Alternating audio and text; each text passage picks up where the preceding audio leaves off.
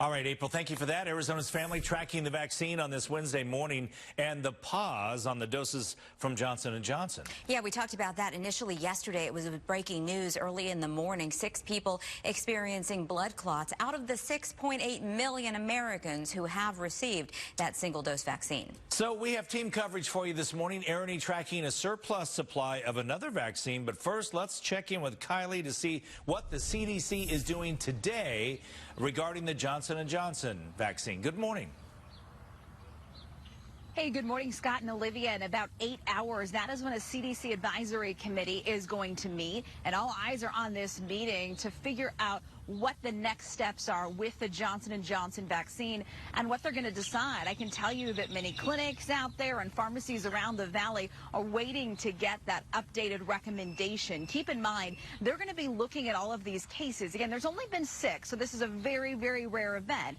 But the blood clots occurred in women ages 18 to 48, and the clots came about 6 to 13 days after these women got inoculated. So the big question, do these women have something in common? We talked to former State Health Director Will Humble, who says that the CDC will do a deep dive into the medical history of the women, and if there is a connection, they could potentially come out with warnings for the J&J vaccine.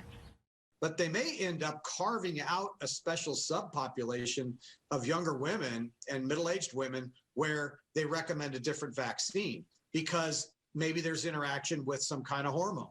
Maybe there's interaction with, a particular kind of birth control pill. So that's one of the things that they'll be looking at. And again, Will Humble just giving potential possibilities of what could happen. He does not know if that is, in fact, going to be the case. I can tell you that CDC committee is hoping to vote today at the end of the day on updated recommendations on the J&J vaccine.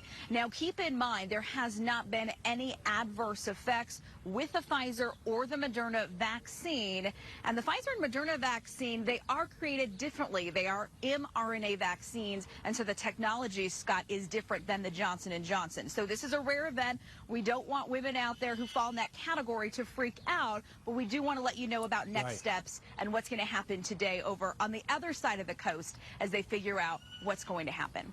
Yeah, all right, Kylie, thank you. So we reached out to several grocery stores and pharmacies here in the Valley that were giving out the J&J shot. Bash has told us that they're trying to get the Moderna or Pfizer vaccines through third-party partnerships. Walmart says if somebody has an appointment, they'll get one of those other 2 brands, and if there aren't any available, Walmart will rebook the appointment. So that's what's going to be happening today. Kylie, thank you. And we want to share with you a list of the symptoms of possible serious reactions to the Johnson & Johnson vaccine that have been documented so far. One of them being stomach pain, if you've been feeling that following the vaccine. Also pain in the legs, that could potentially be indicative of a blood clot. Shortness of breath could be an issue, or suffering from a very severe headache that is not something that you are used to dealing with. About 3 weeks after getting that vaccine, it's recommended that you contact your doctor to get checked out.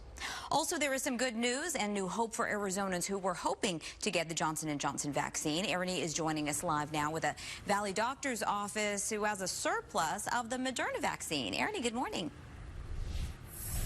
Yeah, good morning. Yeah, now that the Johnson & Johnson vaccine is on pause, people have one less option as far as protecting themselves from coronavirus. So Pleasant Pediatrics wants people to know that they have more of the Moderna vaccine or doses of it on hand than they have people actually booking appointments. Now, so far, they've given out about 30,000 vaccines of the Moderna one. Now, last week, they got about 6,000 doses. Now, only 4,000 of those doses have been given out. And usually we're told that their appointments would be booked up within an hour or so.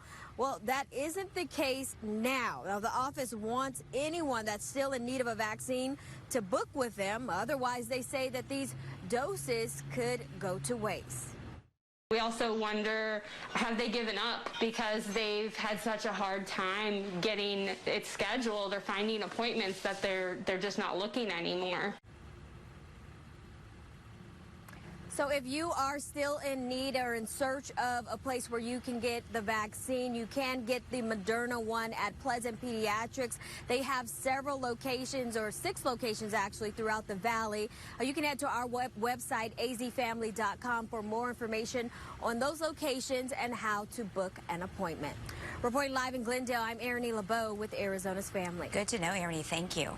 So this morning, I'm sure people are wondering, well, how long is this going to last? When will I have to take another shot?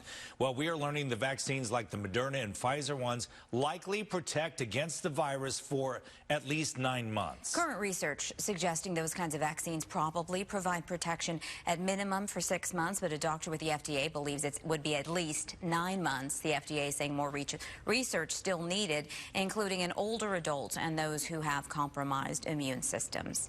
Meanwhile, we're tracking a massive surge in infections in Michigan due to the more contagious UK variant of COVID. The state added another nearly 8,900 cases reported just yesterday alone, and another 74 people died. Yeah, so the state now has a total of more than 750,000 cases since the beginning and 16,500 deaths, with an average percent positivity rate of above 16%. That's the highest that state has ever recorded. Now, a West Michigan doctor has a message that he would like everyone to hear.